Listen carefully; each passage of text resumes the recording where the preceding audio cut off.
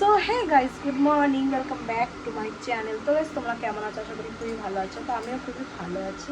তো তোমরা ভাবছো আমি সকাল সকাল কোথায় যাচ্ছি। তো আজকে যাচ্ছি বাবুর স্কুলে। জাস্ট শাড়িটা পরলাম, এখনও রেডি হয়নি, ঠিক আছে? তো বাবুকে রেডি করবো। তো সব বান্ধবীরা আজকে শাড়ি পরবো, তাই আজকে আমি শাড়ি পরেছি। কেমন লাগছে আমাকে বলো। তো গাইস ফাইনালি রেডি হয়ে গেছি, কেন কি গরমে আর ভালো লাগছে না বেশি, মানে এই কথা সিম্পল ভাল লাগে। তো গাইস কেমন লাগছে তোমরা কমেন্ট করে জানাবে, ঠিক আছে?